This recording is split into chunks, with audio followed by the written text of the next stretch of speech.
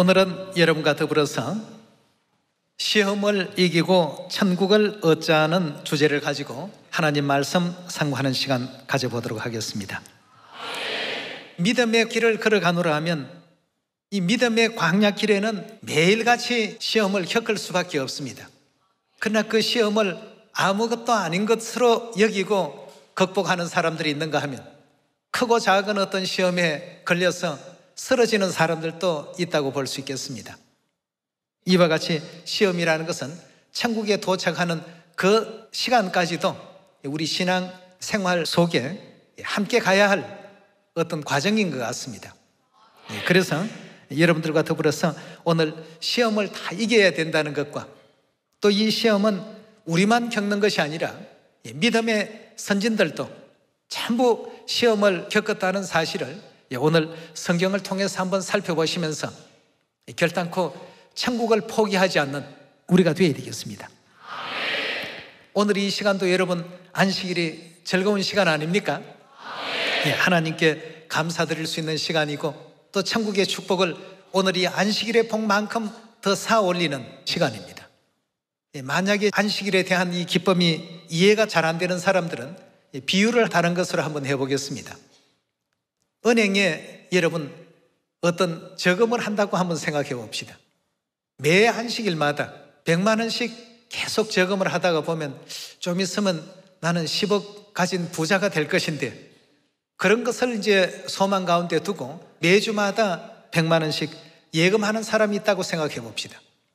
내가 써야 될 것, 내가 또 먹어야 될 것, 내가 하고 싶은 어떤 여러 가지 그 오락적인 것, 세상 사람들이 즐기는 그런 삶들을 다 포기하고 매번 그런 것을 모아서 매주마다 은행에 예금을 할 때 그 사람이 기분이 어떻겠습니까? 넣어놓고 보니까 통장 액수가 불어납니다. 얼마 전까지만 해도 1,000만 원 밖에 없었는데 벌써 5천만 원이 됐네. 기분이 어떻습니까? 보통 이제 우리 서민들의 어떤 삶이라고 한다면 그걸 볼 때마다 너무 아주 행복합니다. 천국에 대한 내용도 영적인 어떤 모든 일도 이와 같습니다. 매 안식일마다 우리가 안식일 한번 이 축복을 쌓으면 하늘나라에는 얼마나 큰 복으로 또 쌓일까. 쌓여가는 어떤 그 축복만큼이나 굉장히 참 즐겁습니다. 기쁩니다. 나 같은 사람이 천국 갈 수 있다니 이런 어떤 행복한 속에서 이 안식일을 맞이해야 되는데 또 오늘이 안식일이네? 벌써 이렇게 됐나? 뭐 이렇게 좀 별로 덜 반가운 그런 마음을 가지고 안식일을 맞이한다고 한다면 이 안식일이 축복이 될 수가 없습니다. 그렇지 않습니까? 조금 있으면 이제 눈으로 보지도 못하고 귀로 듣지도 못하고 사람의 마음으로도 생각지 못한 그런 영화롭고 찬란하고 황홀한 우리 영의 세계, 천국 세계가 이제 조만간에 열리게 될 것인데 말이죠. 그 영광을 생각하면 오늘도 설레야 됩니다. 오늘 우리가 찬송하는 것도 그래서 기쁘고 오늘 전도하는 일도 그래서 즐겁고 이래서 신앙은 의무가 되어버리게 되면 더 이상 신앙이 아닙니다. 신앙이 우리의 어떤 소망이 될 때에 진짜 참된 신앙이 될 수 있는 것이죠. 하나의 의무로 자꾸 하게 되면 그 사람의 신앙은 얼마 가지 못해서 바닥이 나고 말 것입니다. 그런 사람에게 오는 것이 바로 뭐냐 하면 시험입니다. 사단은 사람의 심령 상태를 가장 잘 알죠. 그래서 우는 사자가 같이 두루 다니다가 그런 사람 심령에 못이 박히는 상황을 꼭 만들어냅니다. 그래서 우리 하나님께서는 시험은 꼭 이겨야 된다. 시험은 극복해야 된다. 이런 말씀을 성경에서 굉장히 많이 주시는데요. 시험이라고 하는 것은 한마디로 정리하면 구원의 그 길을 방해하는 모든 것이 다 시험이라고 할 수 있습니다. 우리 천국 가는 길을 방해하는 모든 방해 요소들은 그것이 일이 되었던 사람이 되었던 상황이 되었던 물질이 되었던 모든 것이 다 시험의 어떤 도구가 될 수 있습니다. 그래서 시험이라고 하는 것을 우리 시온의 가족들이 이해를 조금 더 쉽게 하게 하기 위해서 한 3가지로 분류를 해봤습니다.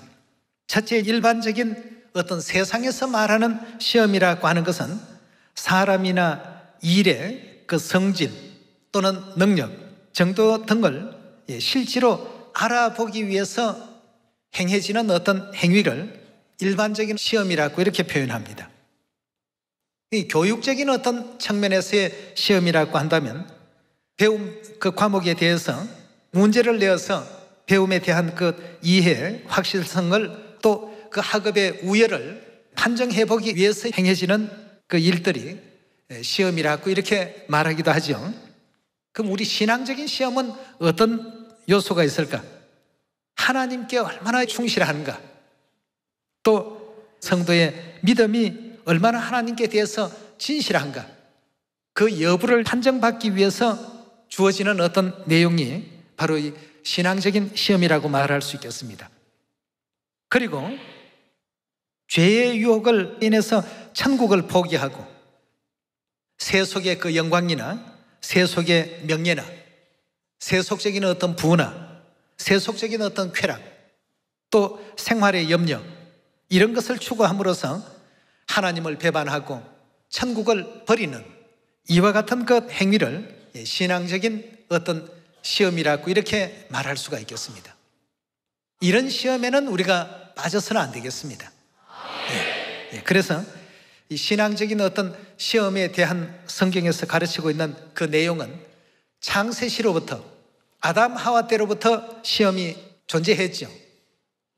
아담 하와도 시험을 받았고 또 아브라함도 시험을 받았고 욥도 시험을 받았고 우리 예수님도 시험을 당하셨고 또 이스라엘 민족들 40년 광야 생활 속에서 내내 매일같이 뭐가 있었다고요? 시험이 있었습니다. 오늘날 우리는 어떻습니까?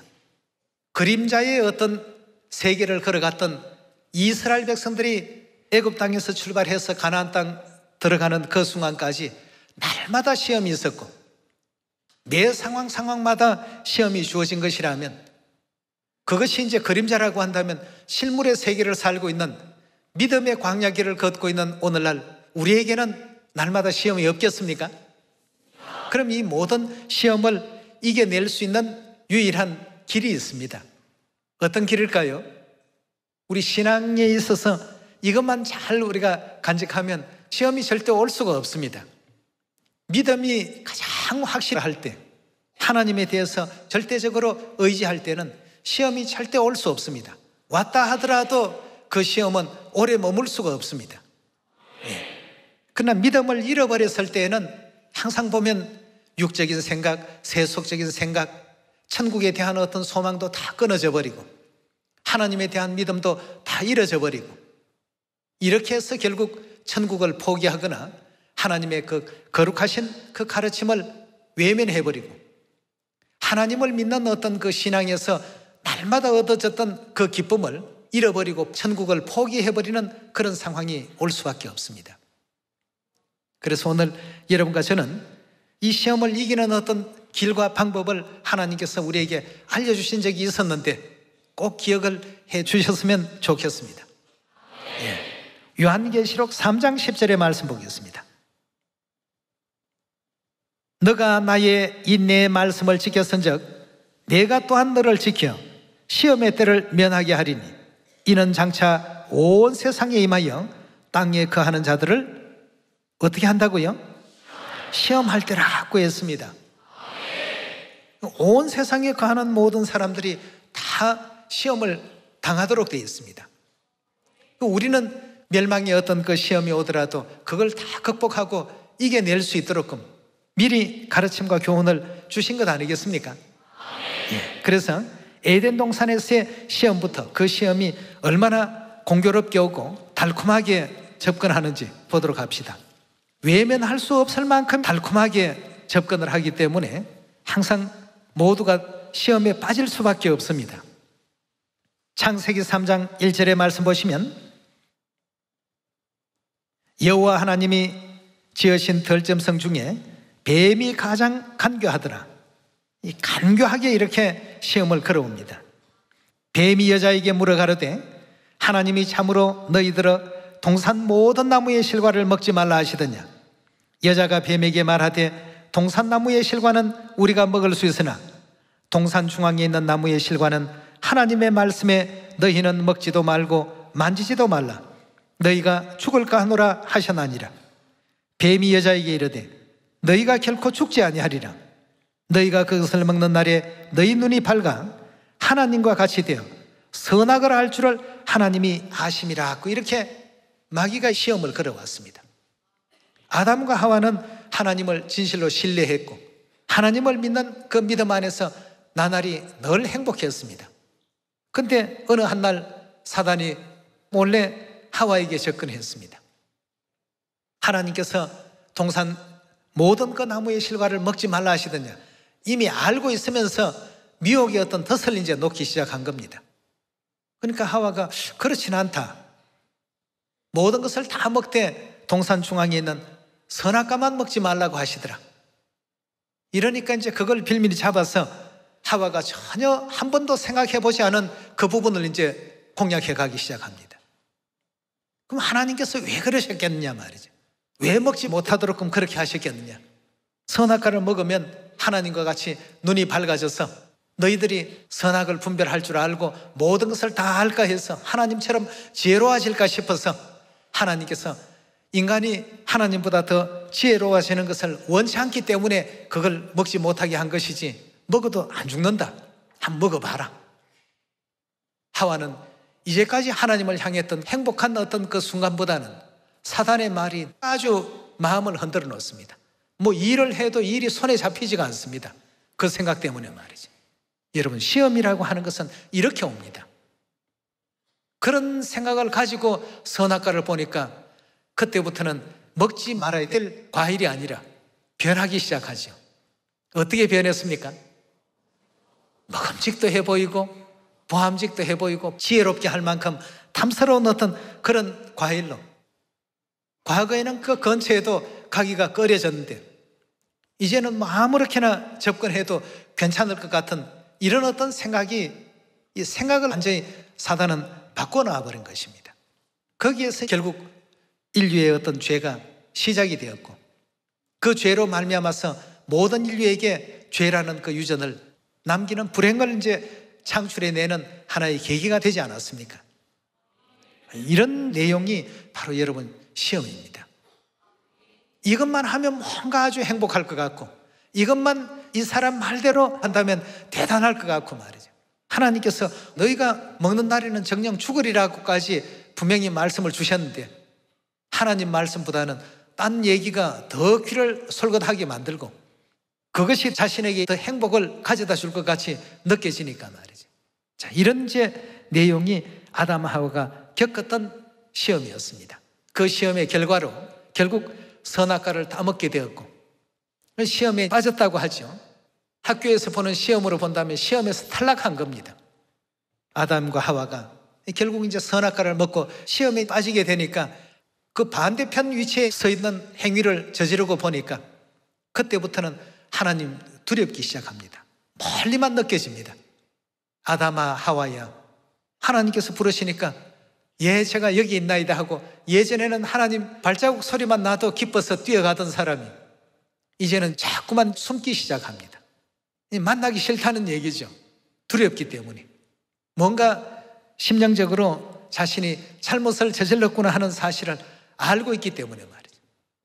여러분, 시험이라고 하는 것은 결국 이렇게 와서 영혼을 멸망시키고 결국 우리가 가야 할 영원한 천국도 구원에도 도달하지 못하게끔 만드는 것이 사단이 쓸데없이 두루다니기만 하겠습니까?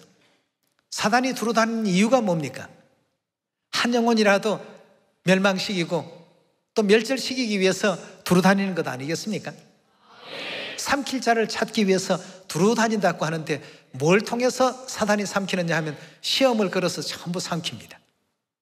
우리 믿음의 성도들은 그래서 시험에 빠지지 말라라고 예수님께서도 기도를 가르쳐 주실 때 기도 속에 어떤 내용이 담겨 있습니까? 하늘에 계신 우리 아버지여, 이름이 거룩히 여김을 받으시오며 나라의 임하옵시며 뜻이 하늘에서 이룬 것 같이 땅에서도 이루어지이다. 오늘날 우리에게 일용할 양식을 주옵시고 우리가 우리에게 죄 지은 자를 사하여 준 것 같이 우리 죄를 사하여 주옵시고, 그 다음에 뭡니까? 우리를 시험에 들게 하지 마옵시고라고 했습니다. 예수님께서 수많은 어떤 기도의 내용 가운데 왜 그 기도를 가르쳐 주셨을까? 이것 꼭 우리 기억해야 되겠습니다. 우리를 시험에 들지 말게 하옵시고, 눈만 뜨면 시험거리가 있고 행동만 하면 시험거리가 생기고, 사람들하고 모이기만 하면 그 안에서 시험의 어떤 요소들이 반드시 존재하게 됩니다. 항상 사단은 두루 다니면서 그런 영혼들을 찾아다닙니다. 그리고 시험이 딱 될 만큼 좋은 상황을 만들어 놓죠.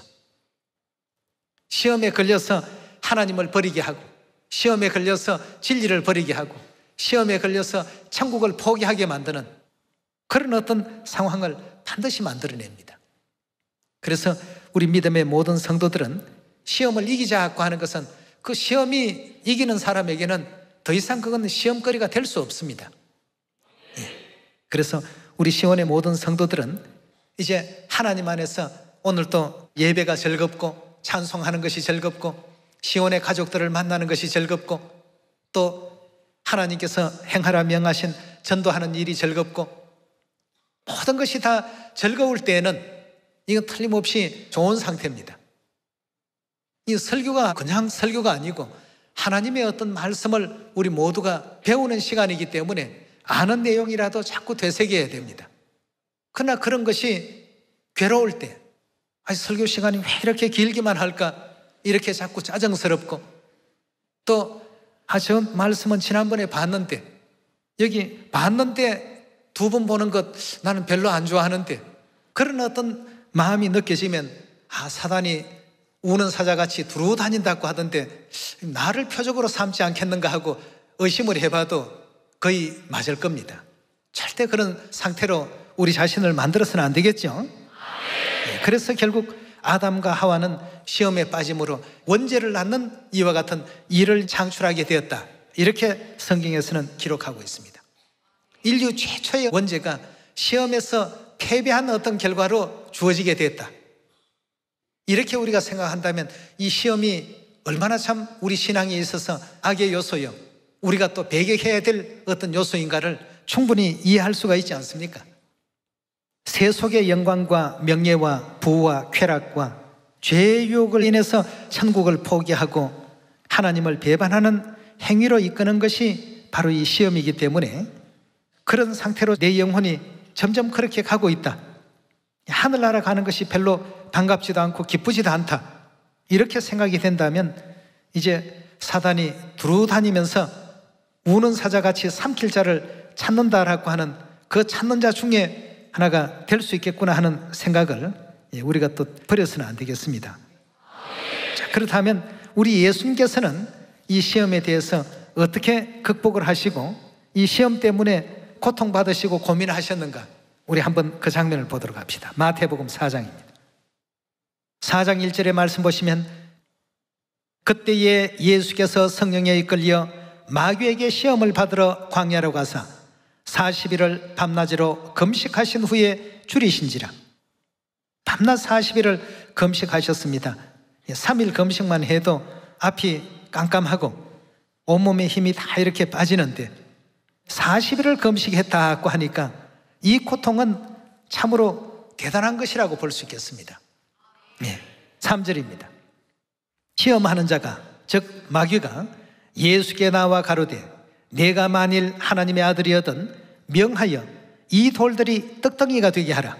예수께서 대답하여 가라사대 기록되었으되 사람이 떡으로만 사는 것이 아니요 하나님의 입으로 나오는 모든 말씀으로 살 것이니라고 했습니다. 당신이 지금 얼마나 배가 고프냐, 그러니 이 돌들로 떡을 만들어서 한번 잡숴보시라 말이에요. 그러니 예수님께서 뭐라고 했습니까? 사단에게 예수님께서 오히려 한 수 가르치셨습니다.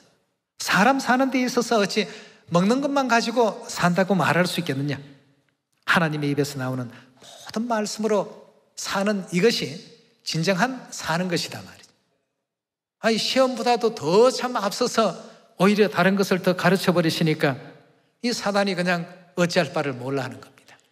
그래서 두 번째 시험으로 넘어갔습니다.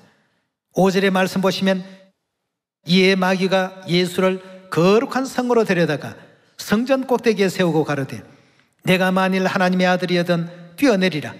기록하였으되 저가 너를 위하여 그 사자를 명하시리니 저희가 손으로 너를 받들어 발이 돌에 부딪히지 않게 하리로다 하였나니라. 예수께서 이르시되 또 기록하였으되 주 너희 하나님을 시험치 말라 하였나니라 하시더라 그랬습니다. 우리 하나님은 시험의 대상이 아닙니다. 하나님이 저걸 할 수 있을까 없을까 이렇게 시험받는 대상이 아니시고 우리 하나님은 믿음의 대상입니다. 그러니 신명기 6장에도 보면 결코 하나님을 시험치 말라고 했습니다. 하나님을 시험한 사람들은 전부 불행한 어떤 결과를, 이스라엘 백성들이 멸망당했던 큰 원인 중에 하나가 하나님을 시험하는 일을 하다가 결국 멸망당한 그런 기록들이 성경에 상당히 많이 나오고 있습니다. 여기도 지금 보니까 주 너희 하나님을 시험치 말라 하였나니라 고 했습니다. 8절의 말씀 보시면 마귀가 또 그를 데리고 지극히 높은 산으로 가서 천하의 만국과 그 영광을 보여 가로되 만일 내게 엎드려 경배하면 이 모든 것을 내게 주리라. 다시 말해서 영혼을 팔라는 얘기입니다. 그 영혼을 팔면 이 모든 것을 다 주겠다라고 사단이 제시를 했을 때 예수님께서 껄껄껄 웃으셨습니다.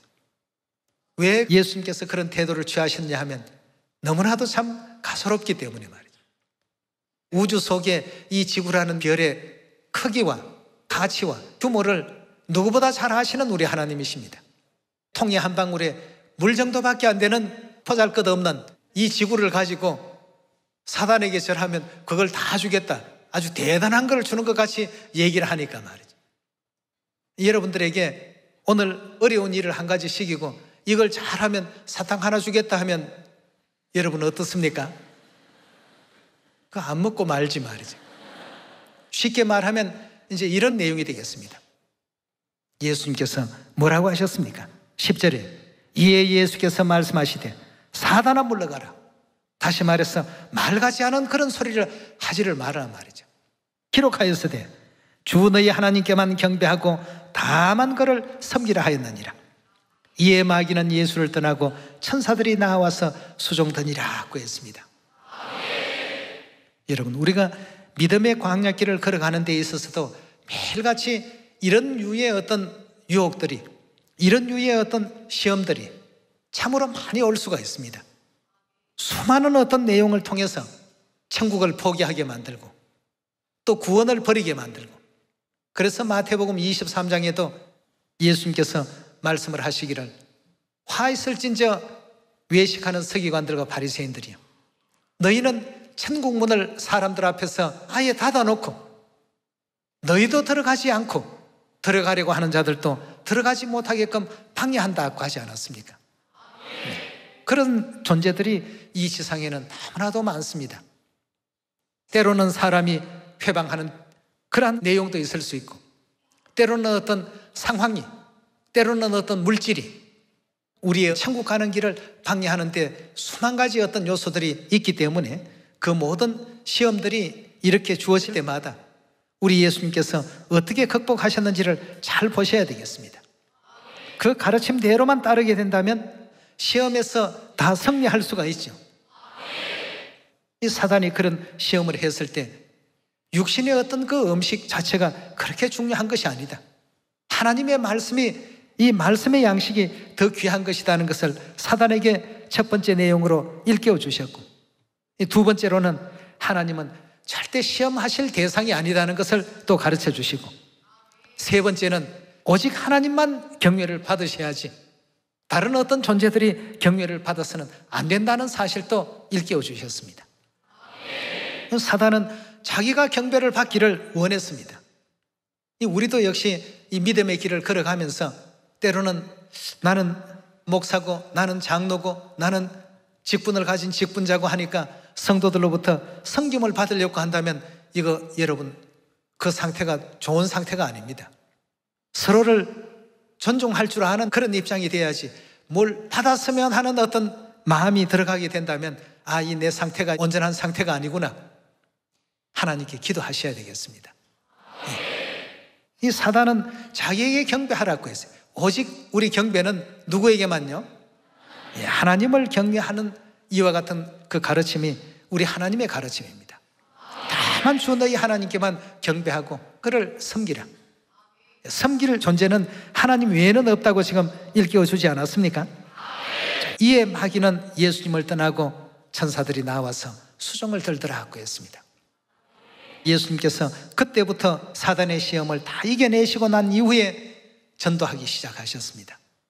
온 세상 모든 사람들에게 시험의 때가 온다라고 했으니까 누구에게나 다 올 내용입니다만 예수님께서 어떻게 그 시험에서 승리하셨는가를 이 본을 따라서 그대로 또 따라갈 수 있는 여러분과 제가 되셔야 되겠습니다. 욥기서 1장 말씀 한번 더 찾아보도록 하겠습니다. 욥은 믿음이 굉장히 좋은 사람이었습니다. 믿음이 굉장히 좋았는데 믿음 좋은 사람이 그럼 왜 시험이 듭니까? 라고 얘기를 하겠습니다만 믿음 좋은 이와 같은 상태 속에 사단이 욥의 어떤 그 믿음을 때로는 시기도 하고 시험을 걸었습니다. 욥기서 1장 1절의 말씀 보겠습니다. 우스 땅에 욥이라 하는 사람이 있었는데 그 사람은 순전하고 정직하여 하나님을 경외하며 악에서 떠난 자더라. 그 소생은 남자가 7이요 여자가 3이며 그 소유물은 양이 7천이요 약대가 3천이요 소가 500결이요 암나귀가 500이며 종도 많이 있었으니 이 사람은 동방 사람 중에 가장 큰 자라. 그 아들들이 자기 생일이면 각각 자기의 집에서 잔치를 베풀고 그 누이 셋도 청하여 함께 먹고 마심으로 자 가족도 서로 우애가 넘치고 또 참 부모님에게 효도하고 또 부모는 자식들에게 사랑을 베푸는 정말 참 모범적인 그리스도인으로서는 가장 참 이상적인 그런 생활을 살았던 욥이었습니다. 5절입니다. 그 잔치날이 지나면 욥이 그들을 불러다가 성결케 하되 아침에 일어나서 그들의 명수대로 번제를 드렸으니 이는 욥이 말하기를 혹시 내 아들들이 죄를 범하여 마음으로 하나님을 배반하였을까 함이라. 욥의 행사가 항상 이러하더라. 6절입니다. 하루는 하나님의 아들들이 와서 여호와 앞에 섰고 사단도 그들 가운데 있는지라. 여호와께서 사단에게 이르시되 내가 어디로서 왔느냐? 사단이 여호와께 대답하여 가로되 땅에 두루 돌아 여기저기 다녀왔나이다. 여호와께서 사단에게 이르시되 내가 내 종 욥을 유의하여 보았느냐? 그와 같이 순전하고 정직하여 하나님을 경외하며 악에서 떠난 자가 세상에 없나니라. 사단이 여호와께 대답하여 가로되 욥이 어찌 까닭 없이 하나님을 경외하리이까? 뭐 이유가 있지 않겠습니까? 하나님께서 맨날 재물도 많이 주시고 또 그 가정이 잘 되게끔 풍족하게 복을 주시니까 욥이 하나님을 믿는 것이지, 만약 욥의 가정에 어떤 시련만 주신다면 욥은 금방 하나님을 배반할 것입니다 하고 사단이 이런 내용을 가지고 하나님께 제안을 합니다. 10절입니다. 주께서 그와 그 집과 그 모든 소유물을 산울로 두르심이 아니니까 주께서 그 손으로 하는 바를 복되게 하사 그 소유물로 땅에 널리게 하셨음이니이다. 이제 주의 손을 펴서 그의 모든 소유물을 치소서. 그러면 정녕 대면하여 주를 욕하리이다. 그러니까 하나님께서 내 종 욥은 절대 그렇지 않다. 12절에 계속 봅니다.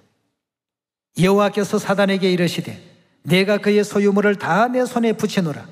오직 그의 몸에는 내 손을 대지 말지니라. 사단이 곧 여호와 앞에 물러가니라.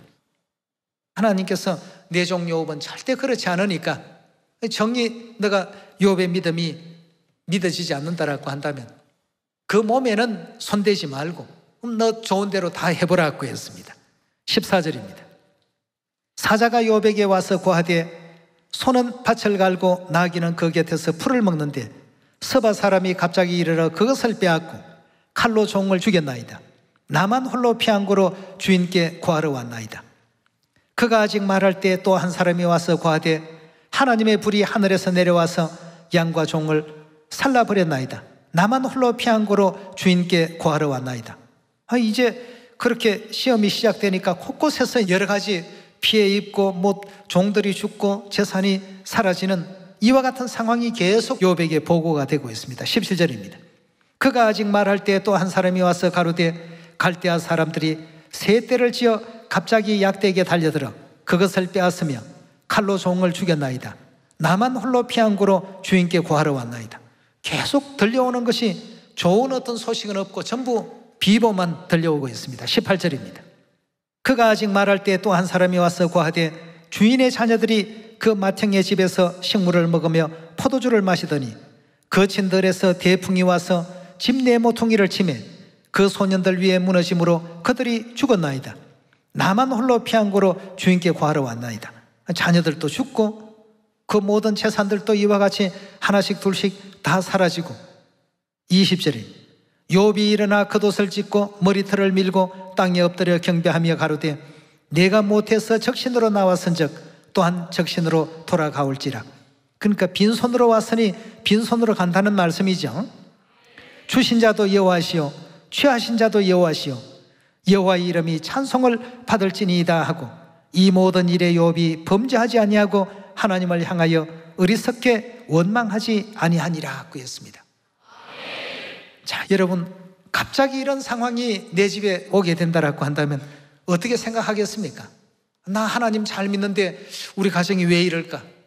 참 들판에 있는 양떼들도 다 멸절을 당하고 또 지키는 종들도 다 죽고 자녀들도 다 죽고 모든 이제 그 가산이 다 이와 같이 탕진되었음에도 불구하고 욥은 내가 엄마 몸에서 태어날 때 갓난쟁이로 빈손으로 왔는데 또한 빈손으로 가는 것이 당연하지 않느냐. 주신 자도 취하시는 자도 여호와시니 여호와의 이름이 찬송을 받을지이다 하고 이 모든 일에 욥이 범죄치 아니하고 하나님을 향하여 원망치 않더라 하고 했습니다. 자녀들이 여럿이 모여 있다가 그 같이 집이 무너져서 죽게 되고 또 모든 어떤 그 가산이 탕진이 되고 종들도 다 죽임을 당하는 이런 상황이 왔는데 여러분 이런 말 할 수 있을까요? 참 이 욥기서를 읽을 때마다 욥이라는 사람은 너무 이 세상 사람이 아닌 것 같습니다. 대단합니다. 이런 어떤 내용들이 왜 성경에 기록되었냐 하면 전부 우리 교훈을 위해서 하나님께서 기록해 놓으신 것이라고 로마서 15장에 설명하고 있지 않습니까? 우리도 이런 믿음을 가지라는 뜻에서 주신 말씀 아니겠습니까? 2장 말씀 보도록 하겠습니다. 또 하루는 하나님의 아들들이 와서 여호와 앞에 섰고 사단도 그들 가운데 와서 여호와 앞에 서니 여호와께서 사단에게 이르시되 내가 어디서 왔느냐? 사단이 여호와께 대답하여 가로되 땅에 두루 다니며 여기저기 다녀왔나이다. 여호와께서 사단에게 이르시되 내가 내 종 욥을 유의하여 보았느냐? 그같이 순전하고 정직하여 여호와를 경외하며 악에서 떠난 자가 세상에 없느니라. 너가 나를 격동하여 까닭 없이 그를 치게 하여도 그가 오히려 자기의 순전을 즉 자기의 믿음을 굳게 지켰나니라. 사단이 여호와께 대답하여 가로되 가죽으로 가죽을 바꾸오니 사람이 그 모든 소유물로 자기의 생명을 바꾸올지라. 이제 주의 손을 펴서 그의 뼈와 살을 치소서. 그리하면 정녕 대면하여 주를 욕하리이다. 자기 자신에게 당한 어떤 일이 아니고 주변 사람들이 죽었고 또 자녀들이 죽었고 또 주변에 있던 자기의 소유물들이 죽었을 뿐이니까 하나님 앞에 영광을 돌리고 찬양을 돌리지 만약 자기의 어떤 몸을 직접 치시게 된다면 이건 또 상황이 달라질 겁니다. 사단이 이제 두 번째 하나님께 이런 내기를 또 걸었습니다. 6절입니다. 여호와께서 사단에게 이르시되 내가 그를 내 손에 붙이노라. 오직 그의 생명은 해하지 말지니라. 생명은 해하지 말고 한번 너 마음대로 해보라고. 욥은 절대 그럴 사람이 아니다고 굳건히 또 믿으셨습니다. 7절입니다. 사단이 이에 여호와 앞에 물러나서 욥을 쳐서 그 발바닥에서 정수리까지 악창이 나게 한지라. 욥이 재에 앉아서 기와 조각을 가져다가 몸을 긁고 있더니 그 아내가 그에게 이르되 당신이 그래도 자기의 순전, 자기의 그 순수한 그 믿음을 굳게 지키나뇨? 하나님을 욕하고 죽으라고 했습니다. 그래도 당신이 그 뭐 하나님 믿는다고 하느냐, 믿음을 지키느냐, 하나님을 욕하고 죽으라고 이제 아내는 그렇게 이제 재촉을 합니다. 10절의 말씀 보시면 그가 이르되 그대의 말이 어리석은 여자 중에 하나의 말과 같도다. 우리가 하나님께 복을 받았은즉 재앙도 받지 아니하겠느냐 말이야. 여러분, 이런 말 할 수 있습니까? 이제까지 하나님께 내가 복을 받은 게 얼마나 많은데 이까지 재앙 좀 받는다고 이게 뭐 대수냐? 이런 말 할 수 있을까요? 여러분, 시험이 좀 온다면 욥기서 꼭 한번 읽어보십시오. 정말 참 너무 대단합니다. 예? 자기 몸을 쳐서 머리에서부터 발끝까지 온몸에 악창이 나서 괴로워서 기워장 조각으로 몸을 긁어대고 하는 그런 어떤 상황이 됐는데도 하나님께서 이제까지 우리에게 복을 얼마나 많이 주셨느냐. 근데 이까지 재앙받는 거야 이거 뭐 당연히 있을 수 있지 않느냐 말이에요. 10절의 말씀 다시 한번 봅시다. 그가 이르되 그대의 말이 어리석은 여자 중에 하나의 말과 같도다. 우리가 하나님께 복을 받았은즉 재앙도 받지 않겠느냐. 어디 뭐 받는 것이 복만 받아야 되느냐. 재앙도 곧 받을 수 있지 않느냐 말이죠. 그렇다고 해서 내가 지옥 가는 건 아니지 않느냐 말이죠. 안 그렇습니까? 예. 하고 이 모든 일에 욥이 입술로 범죄치 아니하니라. 자, 이런 욥의 어떤 그 상황을 이렇게 볼 때 욥이 이제 결국 모든 시험에서 이겨내고 욥기서 이제 마지막 장에 가서 보면 하나님께서 그의 모년에 더 많은 아름다운 자녀들을 허락하시고 또 그의 모든 가산도 배나 그에게 더하여 주시는 이런 이제 귀한 축복이 욥기서 기록 가운데 등장하고 있습니다. 이런 상황이 된다면 우리는 과연 하나님 앞에서 이런 어떤 그 모습으로 나타날 수 있을까 말이죠. 이러니까 하나님께서 이만큼 욥을 신뢰하시고 욥의 그 신앙에 대해서 기뻐하셨던 그런 내용이 있었구나 말이죠. 우리가 이런 시험들을 전부 이기고 천국 갈 수 있는 이런 어떤 믿음의 자세가 우리 신앙에서 반드시 있어야 되겠습니다. 욥은 이런 삶이 그에게 있어서는 굉장히 기쁜 삶이었습니다. 어떤 아픔이 와도 고통이 와도 괴로움이 와도 시련이 와도 그러니 사단이 어떻게 합니까? 더 이상 욥을 시험할 수가 없죠. 예. 아무리 욥 자신을 괴롭게 만들고 자기의 주변 사람들을 괴롭게 만들고 주변에 있는 모든 상황을 괴로운 상황으로 바꾸어 놔도 항상 그 입에는 하나님을 찬양하고 영광 돌리는 소리만 계속 나가니까 말이죠. 하나님께서 내게 주신 복이 얼마나 많은데 이까지 재앙도 내가 받을 수 있다. 어디 복만 받고 재앙을 내가 외면해서 되겠냐 말이죠. 복 주실 때는 복 받고 또 재앙 주실 때는 재앙 받고 다 받겠다 말이죠. 하나님께로부터 오는 것이라면 난 뭐든지 감사하다 말이에요. 우리 그런 얘기할 수 있습니까? 그저 하나님께 뭔가 좋은 것 주실 때 아이고 하나님 감사합니다 했다가 말이죠. 그 감사도 하루 이틀 지나면 또 금방 잊어버리고 조그마한 부당한 일이 생기면 거기에 대해서 원망하는 것이 사람의 마음입니다. 그러나 오늘 우리는 예수님과 욥의 교훈을 통해서 우리가 시험을 당할 때 어떻게 하는 것이 과연 올바른 어떤 믿음의 도리요 믿음의 처사인가를 다시 한번 생각하는 시간을 또 가져야 되겠습니다. 네, 우리 신명기서 8장 말씀 또 한번 살펴보도록 합시다.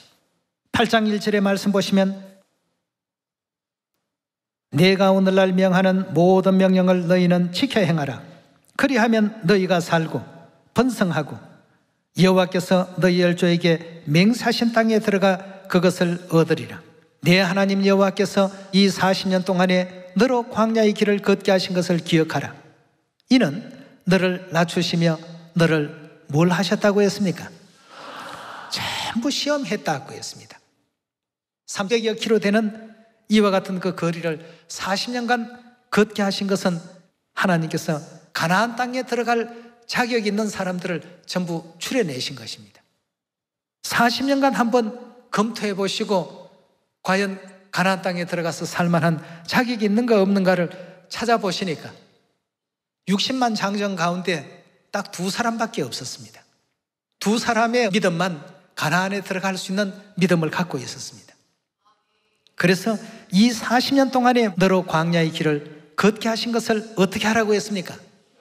그걸 꼭 기억해 두라고 했습니다. 육신적 이스라엘 백성들의 표본을 통해서 우리는 믿음의 광야 길을 걸으면서 어떤 시험이 와도 항상 말씀에 창념해서 말씀 안에서의 그 삶을 행복으로 말씀 안에서의 삶을 기쁘게 여길 줄 아는 우리가 되어야 되겠습니다.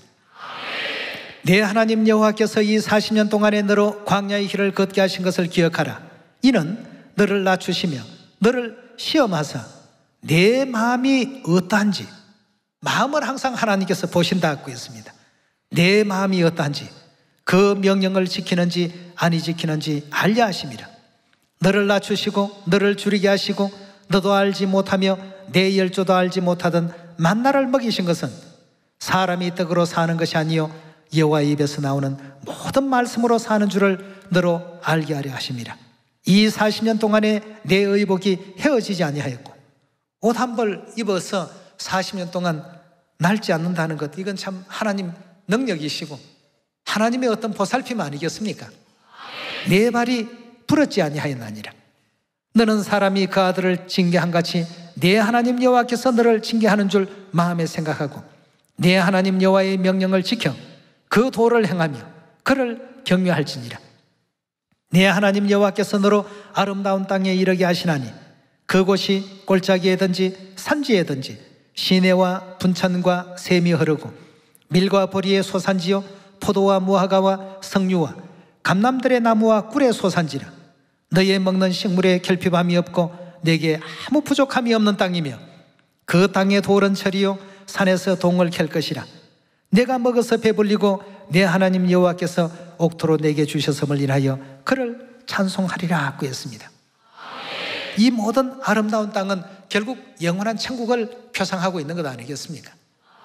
우리는 영원한 그 천국 고향으로 다 돌아가게끔 하나님께서 하신 것이니까 때로는 친구가 와서 나를 시험하고, 때로는 부모님이, 아내가, 남편이, 때로는 자녀들이, 주위에 가까이 있는 사람들로 인해서 당하는 이런 시험과 시련들도 많이 있으리라고 믿습니다. 그러나 우리 주위에 친구, 지인, 또 친척, 또 가족, 동료 모든 사람들을 살리기 위해서는 우리는 항상 하나님의 말씀대로의 그 삶을 살아야 되지 않겠습니까? 그 말씀대로 살면 하나님께서 들어가도 복을 받고 나와도 복을 받게끔 만들어 주시겠다고 하지 않았습니까? 네. 그리고 이 광야 40년 동안에 일어나는 그 모든 일들도 하나님께서 전부 그 상황을 만드시고 연출해 놓으신 것이라고 했습니다. 이 광야 40년에도 어떤 매 순간이 시험이었다면 오늘날 우리 믿음의 광야의 모든 시간들도 매 순간이 전부 시험입니다. 이 시험에서 우리가 흐트러져서는 안 되겠습니다. 그래서 내가 가진 것을 어떻게 하라고 했죠? 굳게 잡아 아무나 내 면류관을 빼앗지 못하게 하라고 했습니다. 욥이 믿음이 나빠서 시험 당한 것 아니었습니다. 때로는 믿음이 좋다고 하는 사람도 시험을 받을 수가 있고, 때로는 또 연약한 어떤 상태에 있기 때문에 사단이 두루 다니다가 그런 사람을 또 지목할 수도 있고 말이죠. 온 세상 모든 사람들에게 전부에게 임한다고 했으니까 이런 어떤 시험과 시련이 있더라도 우리 모두가 항상 아버지 어머니 말씀 안에서 어디로 인도하시든지 끝까지 하나님을 바라보고 가는 천국길이 꼭 되시기를 부탁드리면서 오늘 말씀 이것으로 마치도록 하겠습니다. 감사합니다.